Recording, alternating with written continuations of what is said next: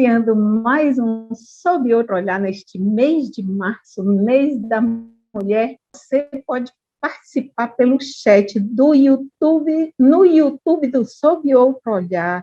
Lá você envia perguntas, comentários para a nossa convidada, que está pela segunda vez aqui. E a gente está também na TV Assembleia, 16.1, às quartas, 9h30 da noite, e a reprise no domingo, às 4 da tarde.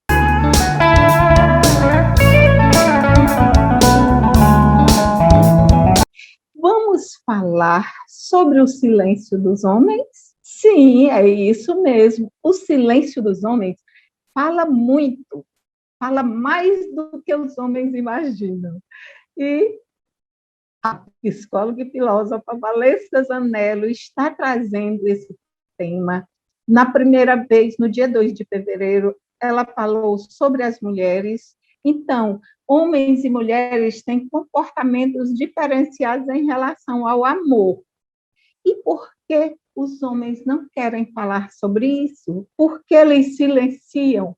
Boa noite, doutora Valesca Zanello. Seja bem-vinda mais uma vez. Tudo bom, querida? Obrigada, é um prazer estar aqui e discutindo esses temas tão importantes, né? Acho que é uma oportunidade de trazer o conhecimento que a gente tem produzido na academia, conhecimento científico, para as pessoas refletirem sobre o cotidiano. Exatamente um conhecimento que você fez toda uma pesquisa em volta dele, não é um achismo, é muito importante que a gente fale isso. Você faz a análise de que mulheres e homens têm dispositivos amorosos diferentes. No caso das mulheres, o dispositivo é amoroso e materno, e dos homens é de eficácia, que é a virilidade laborativa e sexual. E aí, é interessante que você fale como é que você fez essa pesquisa. Você fez com mensagens e memes em grupos de WhatsApp de homens e fez descobertas estarrecedoras. Fale aí para a gente, como é que foi a pesquisa?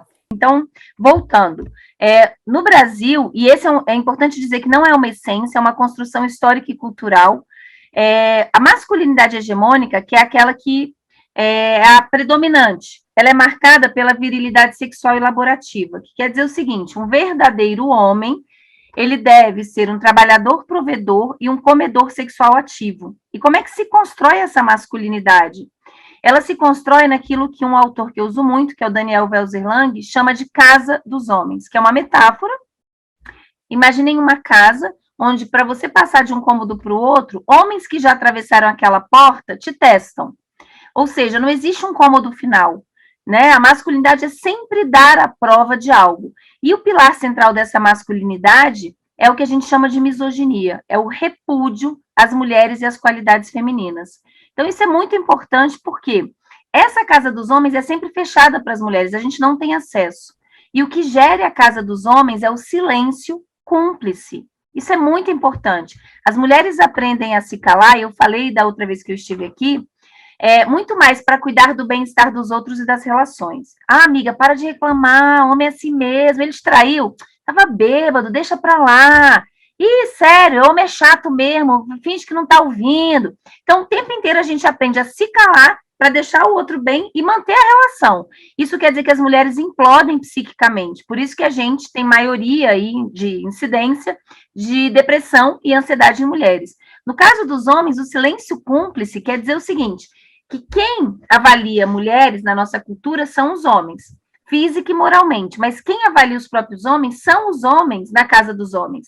Então, os homens se calam para se manter bem com os outros homens na broderagem. Então, um exemplo aí para quem está nos assistindo, os homens. Você é um cara que você é casado, você leva a sério a monogamia, que foi o tipo de relação que você combinou com a sua parceira, não estou dizendo que é o ideal, mas se é o que você combinou, então é o que deveria ser cumprido. E aí tem os seus brothers aí que saem, traem, te contam que pegou, que não pegou, e aí você fica calado, você acha aquilo ridículo, você não fala nada. Você é cúmplice. Você está num grupo de WhatsApp e recebe fotos de mulheres nuas, muitas vezes de menores de idade, mulheres bêbadas que não podiam nem dar o consentimento. Você acha aquilo ridículo, você nem passa adiante. Mas você falou? Não, você é cúmplice.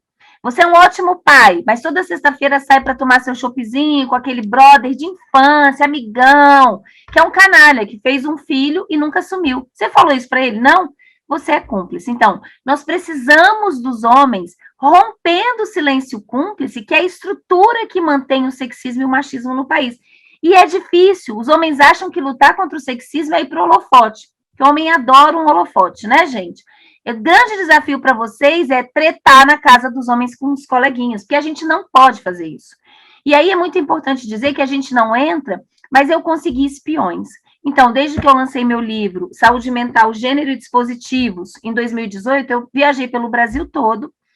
E aí sempre falava, gente, eu quero pesquisar os grupos de WhatsApp masculinos, porque é um exemplo de casa dos homens, só que assim, a gente não tem acesso, como é que eu vou entrar? E aí nessas palestras, ao final dessas palestras, alguns homens se dirigiram a mim e falaram, professora, eu topo ser espião e ficar enviando para você tudo que for compartilhado. E assim foi feito. Então, durante 6 meses, eu recolhi esse material e analisei. E assim, é estarrecedor, gente. É muito violento. Então, a categoria que mais se destacou foi a objetificação sexual das mulheres. E a gente precisa falar disso, porque a objetificação sexual, a gente tende a pensar que o problema está no objeto. Mas a objetificação sexual tem a ver com uma emocionalidade que é interpelada nos homens no tornar-se homem. É a principal emocionalidade interpelada, demandada dos homens. Tanto é que uma das principais tecnologias de gênero ou pedagogias afetivas para os homens nesse processo é a pornografia. Então, veja, quando o menino tem 2 anos, está lá na areia, brincando na praia com a amiguinha, o pai fala, e aí, pegou na mão, deu um beijinho, deu um beijinho? O que ele aprende? Que para pertencer à casa dos homens, ele precisa performar a objetificação sexual, que é estabelecer um tipo de relação marcada pelo domínio, pelo controle e por subjugar. Mas é importante dizer que a objetificação sexual, então, tem a ver com a emocionalidade do homem. E o principal grupo objetificado são as mulheres, mas o que apareceu nessa pesquisa é que não apenas a objetificação sexual comparece com uma emocionalidade quando se fala de política, quando se fala de queimadas, em todos os assuntos. Então, tem muito mais a ver com uma forma que os homens aprendem de estar no mundo, e é profundamente adoecida. Então, a gente precisa falar dessas questões.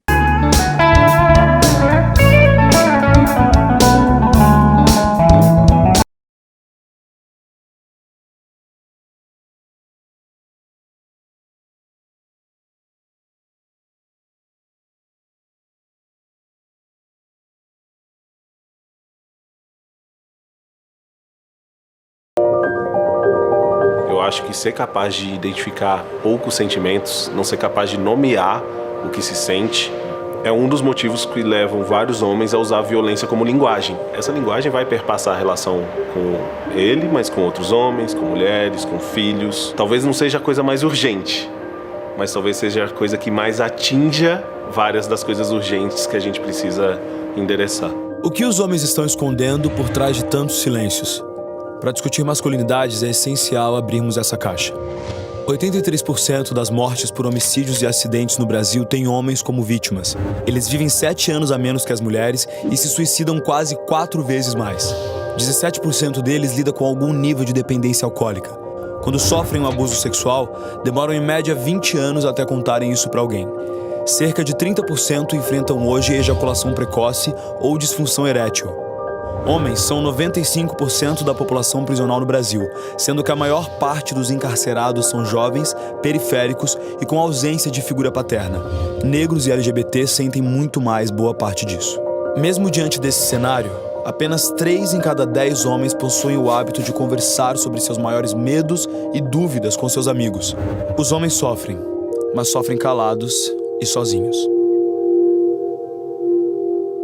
A abertura emocional tem a ver com você dizer, cara, eu tô com medo de não ser competente no meu trabalho. Eu tô com medo de perder a minha parceira, ou meu pai tá muito doente e eu não sei como reagir em relação a ele, eu não sei o que falar e eu tenho um monte de coisas engasgadas aqui que eu não consigo dizer. Isso é abertura emocional. E eu não preciso fazer isso chorando ou dizendo que eu sou um coitado. Quando você escolher falar do que tem dentro, você não vai ser menos homem por isso. Quando um amigo escolher fazer isso, o seu pai, o seu filho, o seu irmão, não faz pouco disso. Pergunta por que ele está falando isso, o que ele sente. A gente vai ilustrar com 2 pequenos vídeos seus e o Victor vai colocar agora.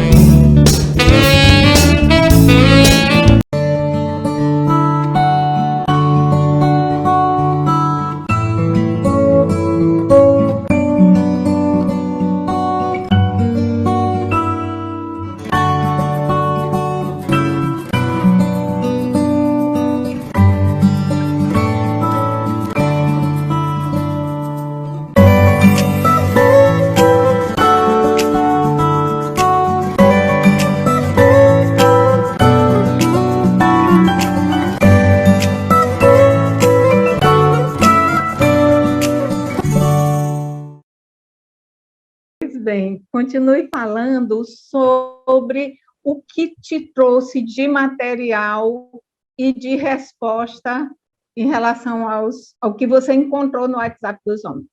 Não, então, a objetificação sexual foi o fator que mais se destacou e também foi um fator que teve interseccionalidade com alguns pontos que eu considero importantes, que foram a questão do racismo, a questão da gordofobia e do etarismo. Quer dizer o quê?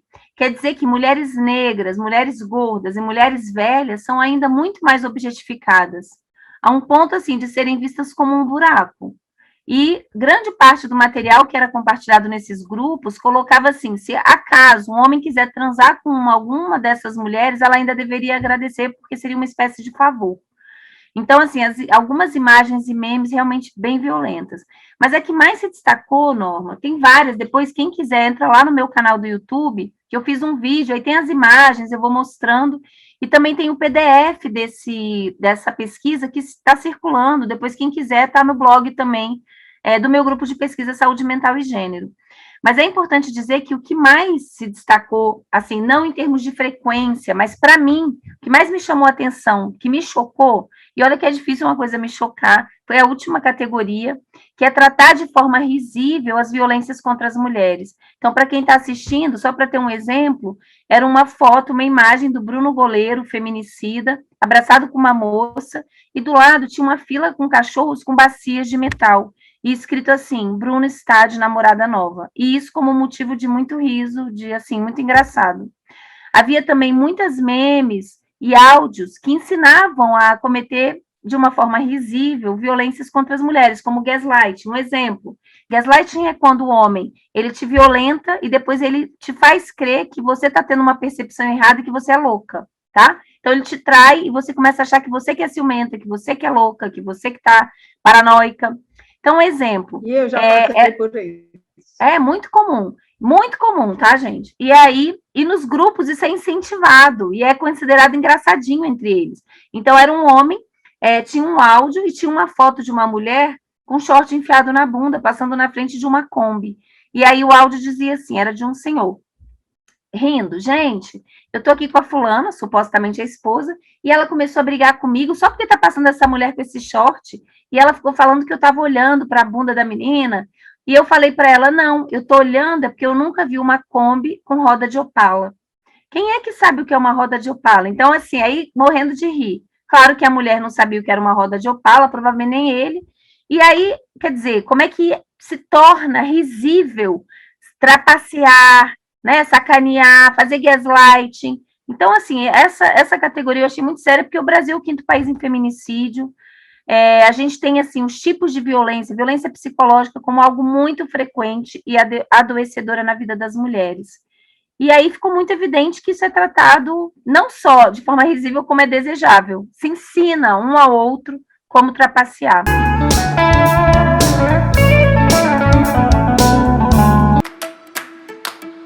A escola tem um papel muito grande neste contexto de o que eu coloco para reforçar ou questionar o que é esta masculinidade. Um exemplo que eu gosto de dar, até por ter sido professora de creche, é que a gente aceita os meninos sujos, com o nariz escorrendo, com uma troca de fralda demorada, O que com as meninas a gente tem uma tolerância menor, mas com os meninos a gente vai deixando. E com os bebês e meninos negros, a gente deixa eles ainda para o final da fila. Eles são os últimos a serem cuidados. E quando essas expressões partem dos meninos, quando os meninos, por exemplo, têm essa iniciativa de abraçar, a gente ensina rapidamente eles a dar a mão, bate no ombro. Não à toa aos meninos é esperado que eles sejam ativos, dominadores, controladores, em detrimento de uma vida interior cada vez mais sob controle e diminuída. O sentido de ser, de nós estarmos no coletivo, é que o coletivo nos humaniza. Então, eu aprendo a ser um ser humano. Eu posso aprender a ser um ser humano mais afetivo ou menos afetivo mediante as experiências que eu vivencio. Desde a primeira infância, os meninos crescem praticamente sem ver homens exercendo cuidado. Só 2% dos educadores nessa fase são homens. Assim, é natural acharem que isso não é para eles e que não aprendam a cuidar de si, dos outros e nem do ambiente ao redor. O desempenho escolar dos meninos vem caindo em vários dos países desenvolvidos e também no Brasil. Eles estão desistindo mais dos estudos, entrando menos na faculdade e conquistando menos diplomas. Eles parecem estar cada vez mais sozinhos e confusos. 1 em cada 4 homens de até 17 anos afirma se sentir solitário sempre. E 37% deles nunca conversou com ninguém sobre o que significa ser homem. Será que estamos oferecendo aos meninos referenciais saudáveis para compreender e expressar sua masculinidade?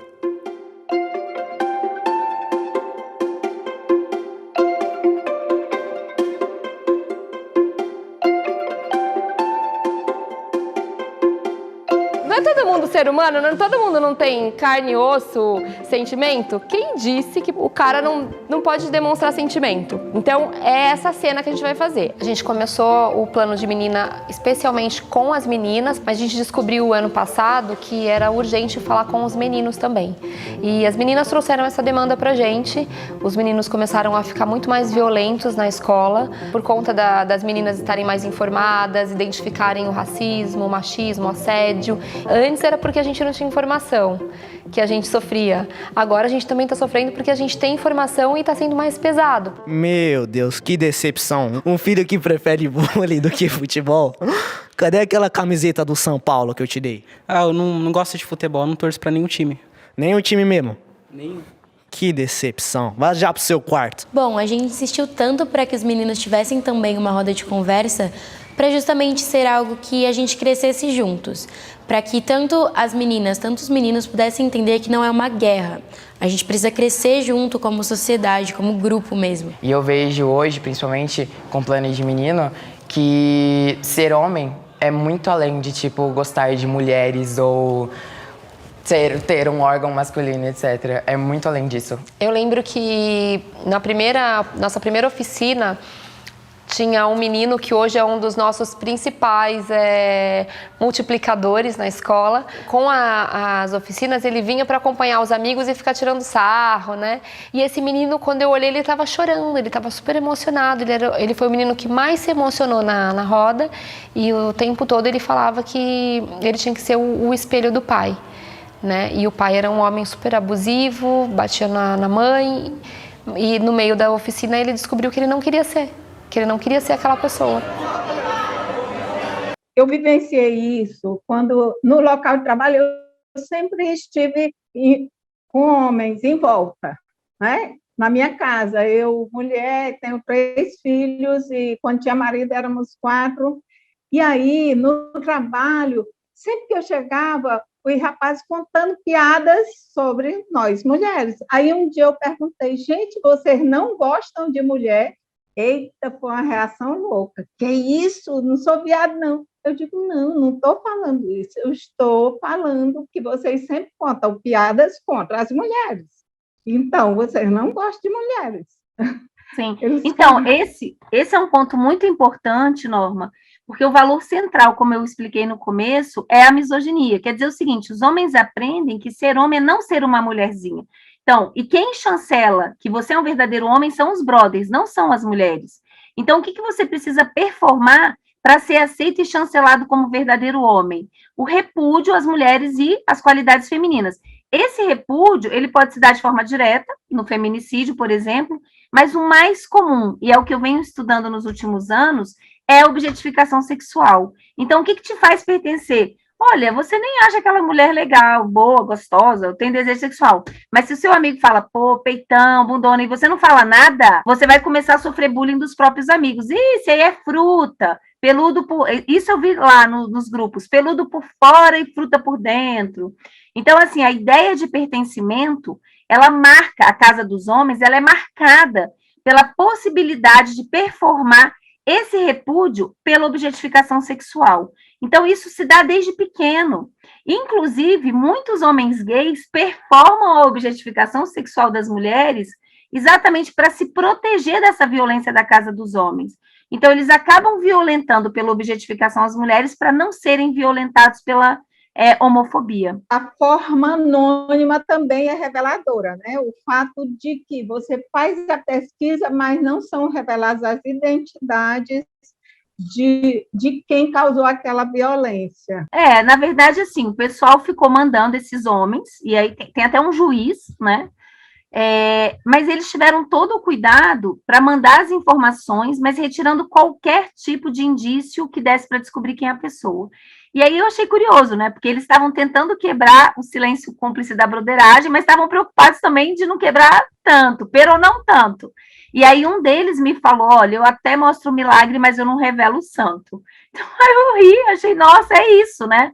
Como é difícil. Então, para os homens que estão aí nos assistindo, eu queria deixar essa fala. Comecem a quebrar o silêncio cúmplice. A gente precisa de vocês para desconstruir o sexismo no Brasil. E a parte, o desafio para vocês é quebrar dentro da casa dos homens. Então, se você está no grupo de WhatsApp, recebe filme com menores, com mulheres bêbadas, né? Se você não acha legal, você tem que falar. Né? Se aquele seu amigo não está pagando pensão e conseguiu agora um emprego sem carteira para não ter que pagar pensão e você sabe disso, você tem que falar para ele que ele está sendo canalha. E vai ter um preço caro, gente. Provavelmente vão falar, que isso, cara? Ih, emboiolou, vão agora fazer bullying contra você. Mas, por favor, aguente e vamos juntos, porque vocês são necessários na desconstrução do sexismo nesse país. Você, por exemplo, quando você confronta os dispositivos masculinos da eficácia, da virilidade laborativa e sexual, o que essa pesquisa te revela de mais profundo em relação a isso? Olha, para mim, o que essa pesquisa demonstra é o seguinte, o Brasil é um país extremamente violento, como eu comecei falando, né? A gente é campeão em quase todos os tipos de violência, então, 5º lugar em feminicídio, 180 estupros por dia, por baixo, porque os estudiosos apontam que o número talvez seja 10 vezes maior do que isso, genocídio da população negra, país que mais mata mulheres trans. Quer dizer, a gente está assim, a gente é campeão em quase tudo. E aí, quem é o vetor dessas violências? São os homens que estão matando as mulheres, estão matando outros homens e estão se matando, porque também cometem mais suicídio. Porque até na hora de se matar, o cabra tem que ser macho, tem a ver com essa masculinidade, escolhe as formas mais letais.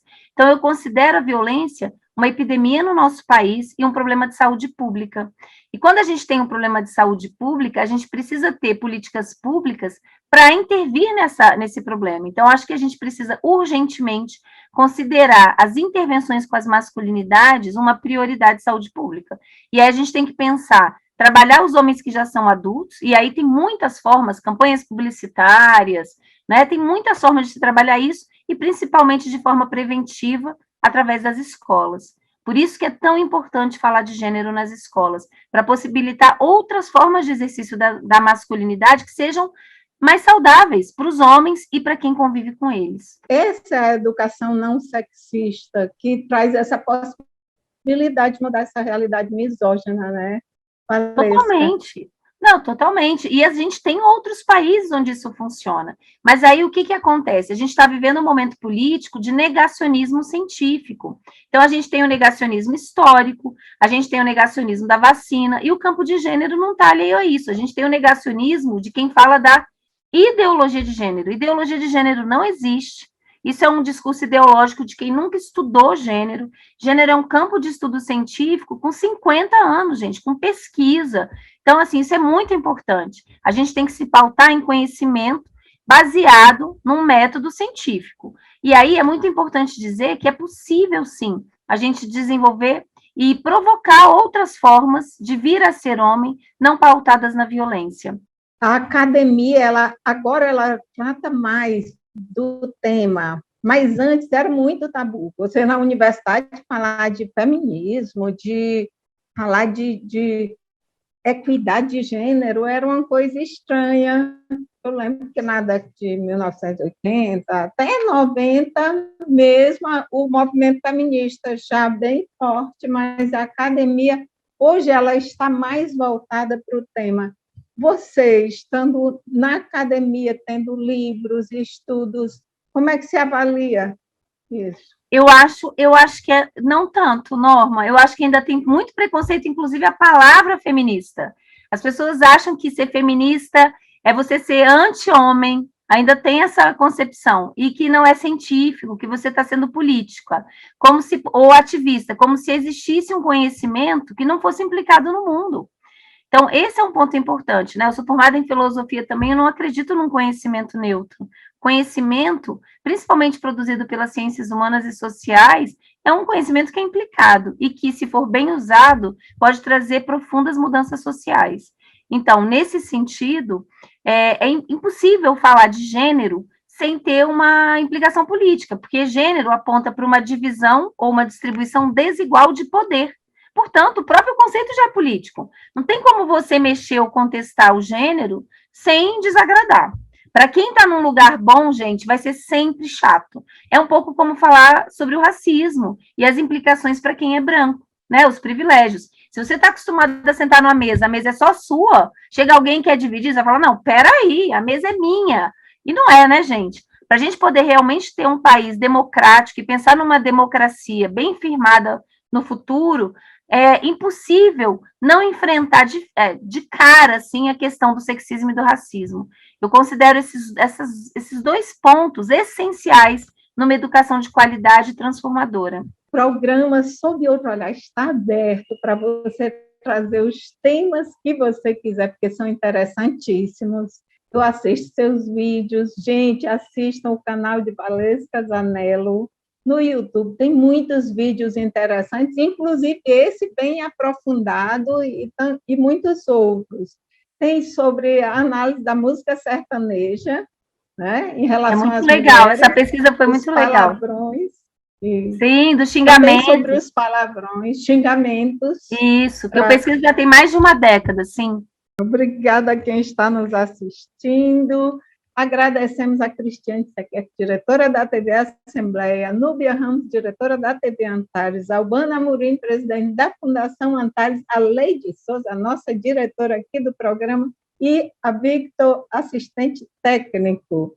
Então, a gente tem um recado aqui que é para você doar para amor. Nesse momento de pandemia, em que o Brasil volta para o mapa da fome, e de forma estarrecedora, de forma terrível agora, é preciso doar para as famílias que estão sem condições de alimento.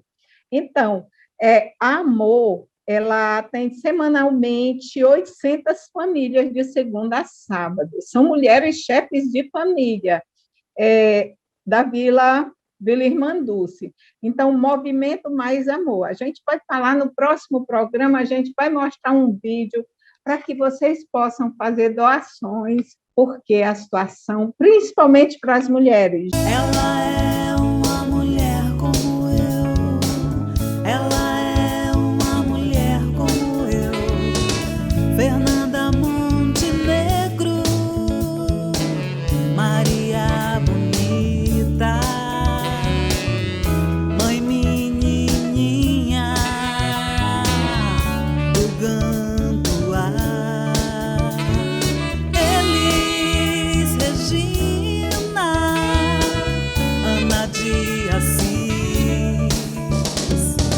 Francisco